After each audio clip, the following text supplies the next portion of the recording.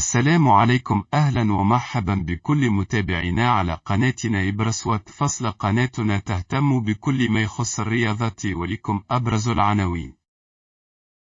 الترجي ينهي الجدل بشأن مستقبل أمين بحميدة، وذلك بتجديد عقده لمدة موسمين، خصوصا بعد تلقي الفريق لعدة عروض على غرار النادي الصفاقسي والافريقي اتحاد العاصمة الجزائر. رسميا حمزة الإجلاس يمضي لفائدة الترجي لمدة موسمين لتعويض رحيل هاني عمم، والذي امضى رسميا لفائدة الرجاء المغربي لمدة موسمين. ويبقى السؤال المطروح: هل يستطيع حمزة الإجلاس تعويض مكان هاني عمم؟ صفقات جديدة في نادي الإفريقي التونسي لدعم صفوف الفريق قبل انطلاق الموسم الجديد. الإفريقي حتى الآن هو الفريق التونسي الأكثر تدعيما لصفوفه بصفقات خلال الميركاتو الصيفي. نجم الترجي يقترب من باب الجديد ومعه ثنائي أجنبي. النادي الإفريقي التونسي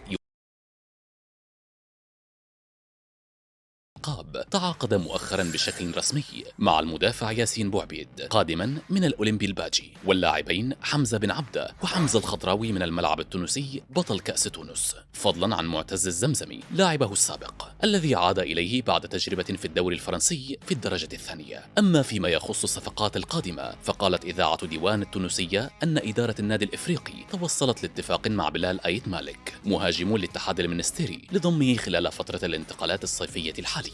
ووافق الاتحاد المنستيري على العرض المقدم من الإفريقي، وفي انتظار إنهاء بعض التفاصيل قبل حسم الصفقة بشكل رسمي.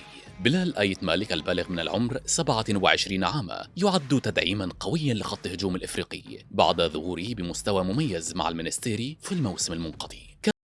وتعاقد نادي باب الجديد مع اللاعب الأوغندي كينيث سيماكولا خلال فترة الانتقالات الصيفية الجارية، ووقع لمدة موسمين بعد اجتياز الفحوصات الطبية ولتدعيم خط الوسط. كينيث سيماكولا البالغ من العمر 21 عاما يملك مسيرة دولية جيدة مع المنتخب الأوغندي بعد مشاركته في 9 مباريات دولية منذ انضمامه لأول مرة عام 2022. التطورات داخل جامعة كرة القدم تشهد تطورات متسارعة وتقلبات مثيرة للغاية بين جامعة كرة القدم والمدرب فوزي البنزرتي.